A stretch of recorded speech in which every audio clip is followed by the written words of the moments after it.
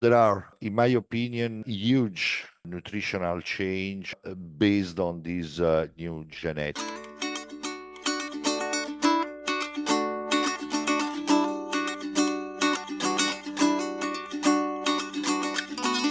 Welcome back, everyone, to the Dairy Science Digest. This is a podcast designed to bring the Journal of Dairy Science straight to the ears of dairy producers.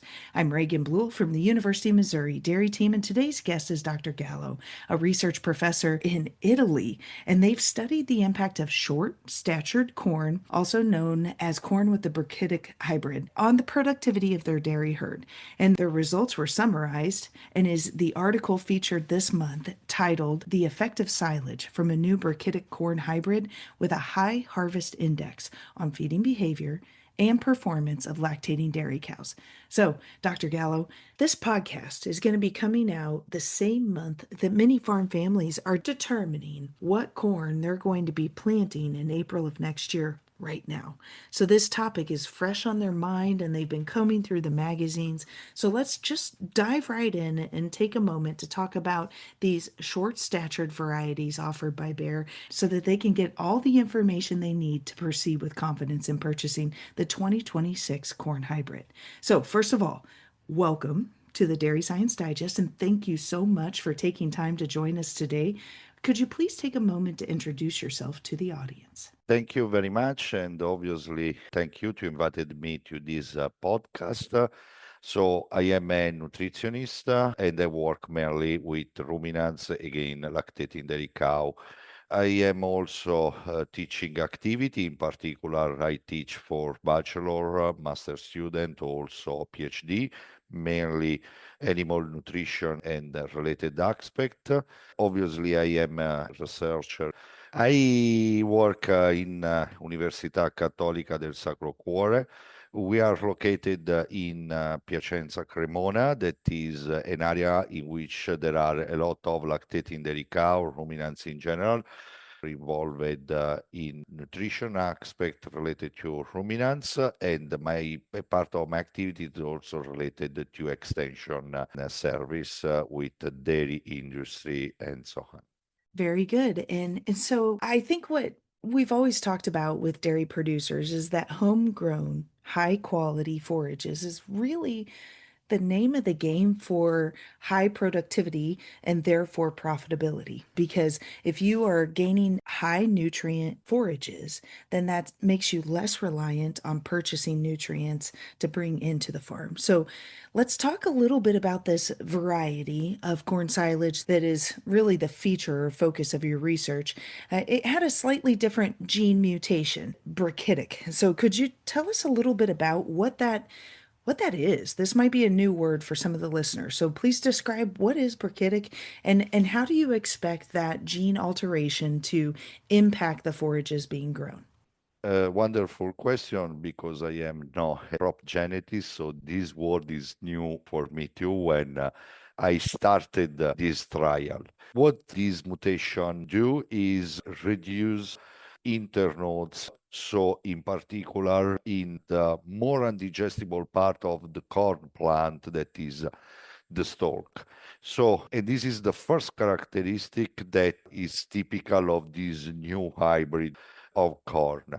The leaves was measured on field when we did the trial that was recently published as the same area. And there is a reduction in the air size with respect to the rest of the plant. So the grain to green part ratio or the harvest Mm, index, it increase. mhm. So the main idea is to reduce the amount that is more undigestible for our animal. Another peculiarity, this is what genetics refer me, is that also the lignin content, not just before because there is a reduced site of the stalk, Mhm. is lower, but also a different distribution of lignin. And These impact the amount of undigestible fiber in the Yes. final corn silage. Yes. And guys, if you want to learn more about the plantings and such, they're in the materials and methods of this particular article. It's well described. All of that's available in the article. And of course, I've got a link to the research article that's open access for the Journal of Dairy Science here in the bottom of the show notes. But yeah, just to reiterate what you were saying, we've got this shorter stalk and it results in a shorter ear, but that ear will generate more starch on a percent basis than your tall variety. So really the test here was talking about short statured corn versus tall statured corn and how that will ultimately impact the digestion of the dairy cow. So let's start first with some of the chemical analysis of the two different silage varieties. Let's assume you've got silage in the bunk and you go to test it so that you can write your rations. Tell us about how these two different varieties tested. So there are, in my opinion, huge nutritional change based on this new genetic. In particular, what we observed in the specific trial was a reduced amount of NDF, neutral detergent fiber, old fraction, but also a reduction of lignin content. Mm-hmm. In opposite, there is a small but significant increase in the starch content, again, for a better harvest index. Obviously, what drastically changed was the NDF degradability. Just an example, Mm-hmm. the amount of NDF that can be digested as evaluated by in vitro method was 7 percentage unit more in the short with respect to tall corn silage. And based on the effect on reduced amount of lignin, we observed also a lower undigestible fiber. Mm-hmm. These results are very well located in 2022 and is Mm-hmm. related to the published paper that we are discussing now. But we are doing this trial. We see this consilage on 2022. Mm-hmm. Now we have 3 years of experience, still Oh, unpublished, sure. and I can confirm this result also in a different year with different climate condition, with Awesome. different environmental. Now, it did say agronomically, it is irrigated corn, correct? In this area of Italy, all the majority of land are irrigated. Okay, yes. So the climate where this corn was grown is actually pretty similar to the corn belt for the United States. During the growing conditions for this particular research project, the average temperature was about 90 to 95 degrees Fahrenheit. And while rainfall itself wasn't as impactful because, of course, the acreage there in Italy is irrigated.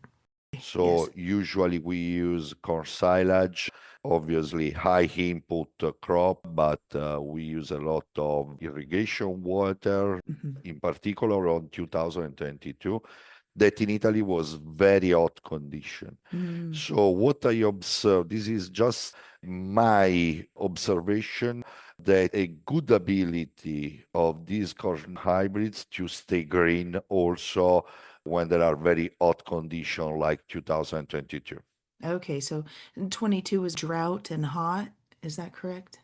Absolutely, yes. Very Okay. dry and hot in Italy, in Europe, but in particular in Po Valley of Italy. Well, I think that makes the NDF discussion even more compelling because there on table two, it indicates that your NDF differential is 13% difference. So that's quite substantial. And you were saying a 70% difference in digestibility. So a 30% increase in undigestible NDF that was seen in the tall variety versus this Brachytic variety is kind of exciting. And so when analyzing the differences in these varieties post harvest, what were some of the observations that you made specific to dry matter?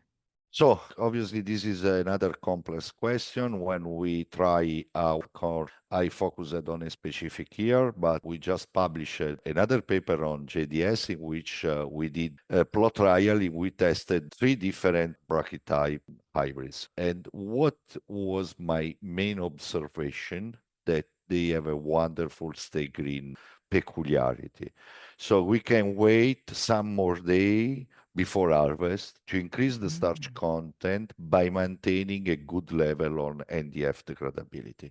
And Wow. this is the first agronomic characteristic that as a nutritionist I have to take in account. Real quick, on the stay green side of things, did you have any disease presence? Because sometimes the trouble is rust. Anytime there's rust in the corn silage fields, it makes that dry matter just decrease so quickly, and you have to go get it chopped so you don't lose the dry matter. Was that a problem at all? Any disease presence with your I work stands? a lot on the safety aspect of silage. In particular, I'm managing a project that I call it Safety of Silage Project. You can find it on social. Hmm. My main focus is mainly related on mycotoxin contamination. I have no doubt about mycotoxin contamination of this new corn hybrid.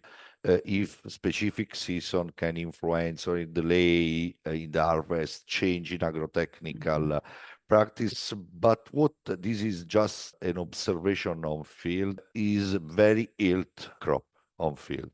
And this is the first Mm-hmm. aspect that can avoid stress condition for the corn and avoid pests. Awesome. But I have to reinforce this idea, obviously, with data that I hope to have in the next future. Sure, and it takes time, right? Because you only have one crop Yeah. a year, and so it just takes time to gather up this data.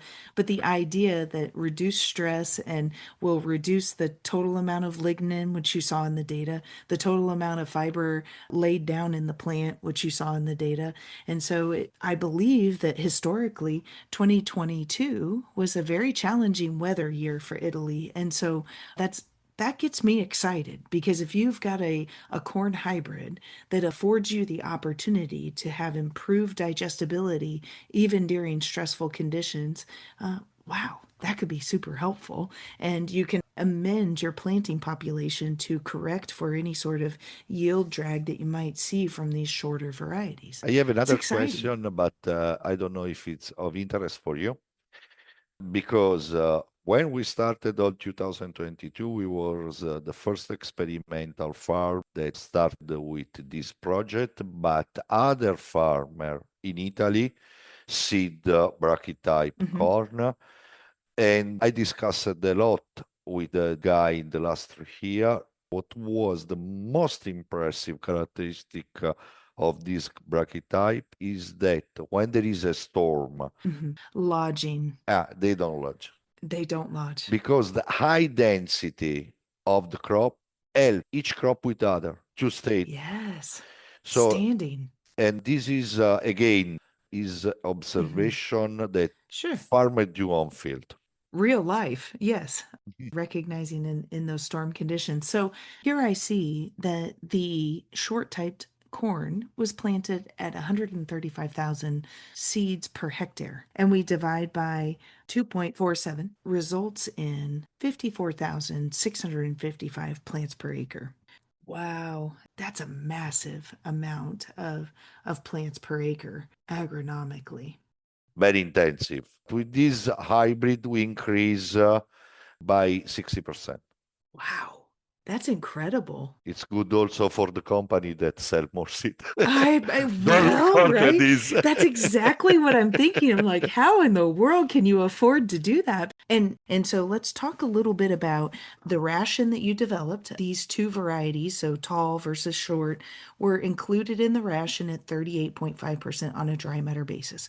And so similar to really common TMR rations, but how did you feed that TMR to the animals to collect not only dry matter intake, but some of the behavior around how they ate their TMR? To observe difference between conventional and new hybrid, we try to increase, at least in our normal ratio, the inclusion of corn silage. So 38.5% on a dry matter basis was the inclusion level. At that time, when we started to analyze, to do this trial 2022, we have no idea about this huge increase that you mentioned about NDF degradability and the decrease into undigestible NDF of the short corn with respect to conventional one. So what was our idea at that time? A simple substitution of one corn silage with the other one to emphasize the effect of one with respect to the other one. We did our trial in our experimental facility is equipped with individual feeding station that permit us to monitor the individual dry matter intake of our cow.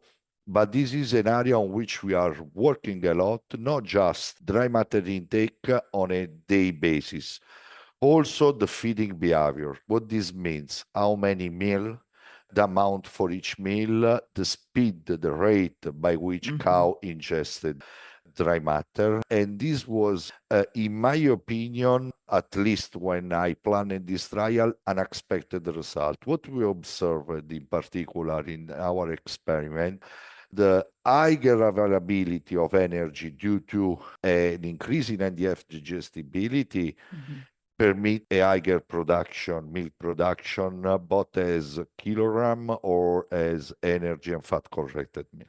Yes, yes. And so you were utilizing 24 lactating multiparous Holstein cows housed in a free stall, milked twice a day. They had free choice access to this ration. And again, they were measuring that behavior.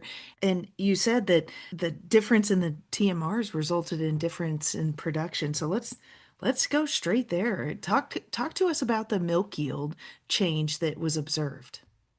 Yeah, what we observe is an increase in milk production, mainly due to the nutritional change into corn silage. Again, we just substitute the tall with the short stature corn.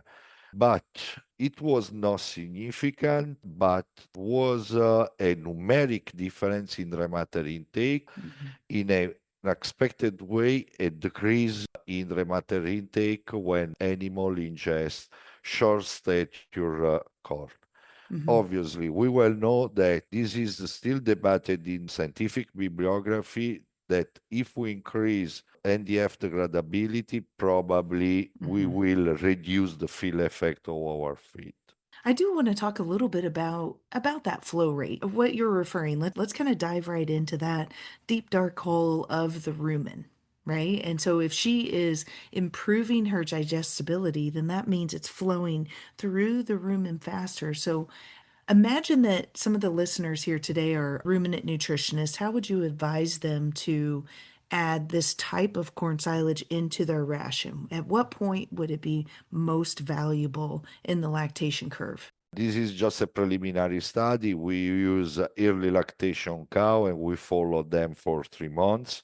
Obviously, higher energy core silage with respect to tall one probably can be used in high producing cow.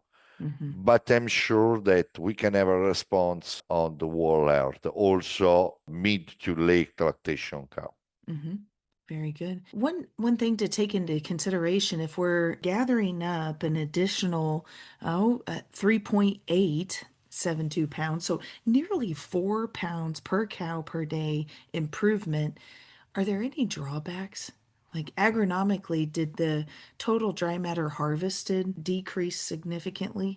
The reduced stature, the height of the corn silage, to avoid this situation, the company suggests to increase the seed density. In particular, in our experiment, with the conventional corn, the tall one, we see the 80,000 seed per meter square with respect to 130,000 seed per hectare. So we increase the density. And this situation permit to the short stature corn to produce the same amount of dry matter per hectare.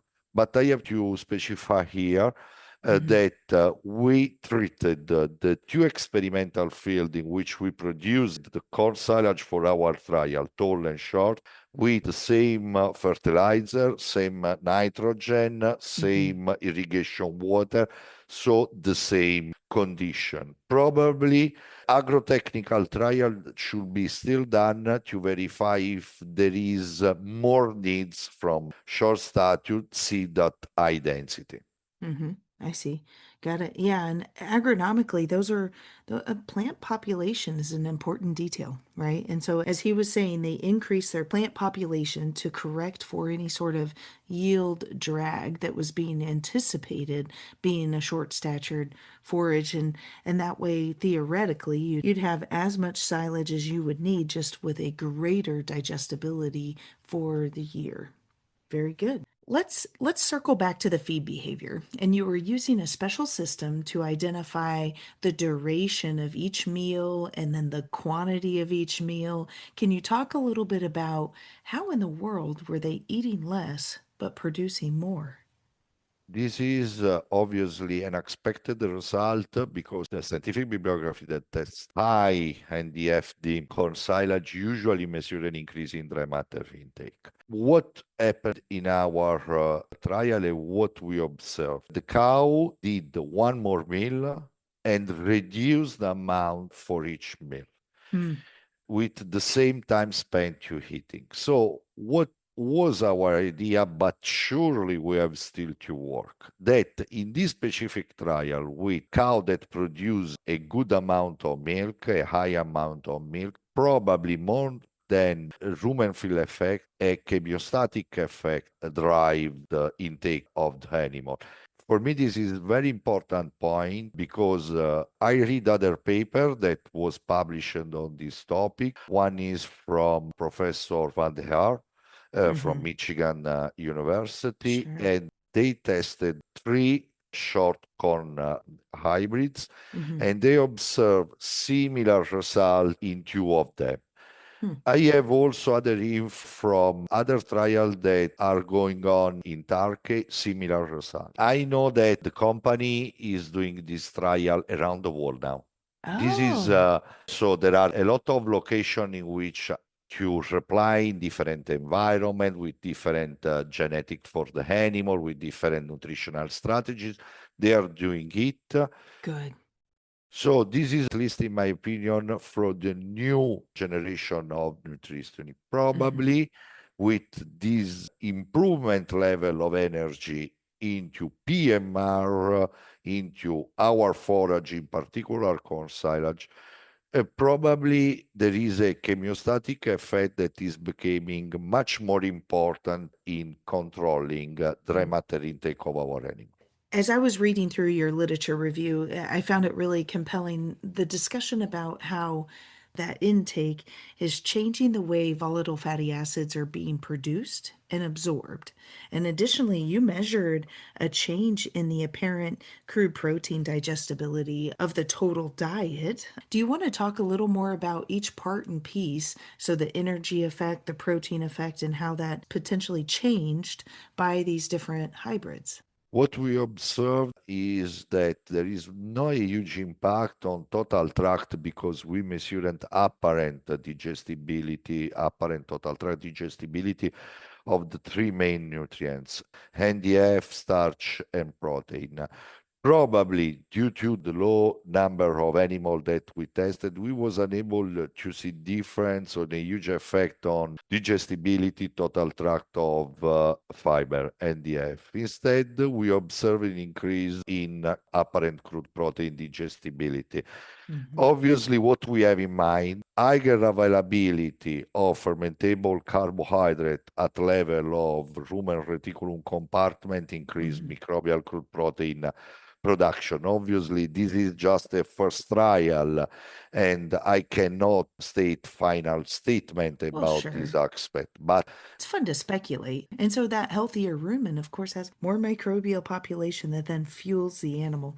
And I just find it so fascinating. I remember back in freshman ruminant nutrition and, those, the microbial population, guys, that come out of the rumen of the animal is the exact amino acid sequence that she needs to be as productive as possible, right? And so anytime you can support a healthy rumen through high quality forages, she will respond with improved production. So it's a Fascinating article. I appreciate your acknowledgement of conducting science on different forages because we're forage growers, we're agronomists, we're ruminant nutritionists, we're dairy farmers are the master of all, right? And so this is, of course, a very important tool in their toolbox in order to provide their herd exactly what they need there in the feed bunk. So if there were one particular topic out of this entire informative project that you would really want boots on the ground dairymen to know, what would that be? What would you find most impactful? Surely the great increase in the quality of this corn silage and how this impact animal performance, yield status of the animal, and modeling the effect on feeding behavior. Probably we have still to work to better understand response on feeding behavior. Also because we are changing our way to feed our animal. Mm-hmm. In Europe, Italy, a lot of US dairy farm are moving from conventional to robotic milking parlor or Mm-hmm. auto feeder. So we are moving from TMR to PMR, and surely we have to better evaluate the effect of energy density of the PMR on Mm-hmm. dry matter intake and feeding behavior. I would emphasize this aspect as speculative but important for future research. Absolutely. And putting it in that perspective to ensure that they getting exactly what they need. Awesome. Well, Antonio, this has been a great discussion, and I thank you so much for your time and willingness to share your analysis with this listening audience. I really am excited about these varieties. I know that this will help producers better understand the different highly digestible silage varieties available for their herd. And listeners, I applaud you for taking time out of your day today to listen in and learn about this genetic mutation and how it could ultimately result in some highly digestible corn silages for your ration. I've really enjoyed our discussion today and am eager to watch how the dairy industry chooses to integrate this variety into their operation. I've learned a lot from our conversation, and this has been the December edition of the Dairy Science Digest, which is a monthly podcast project to bring the Journal of Dairy Science straight to the ears of producers. We highlight peer-reviewed research articles and press because it's sound science to base your management decisions around, and it's provided to you by your University of Missouri Dairy team. So please be sure to like, share, and subscribe to get future editions straight to your cell phone. This is Reagan Blewell with the Dairy Science Digest, and I hope you have a great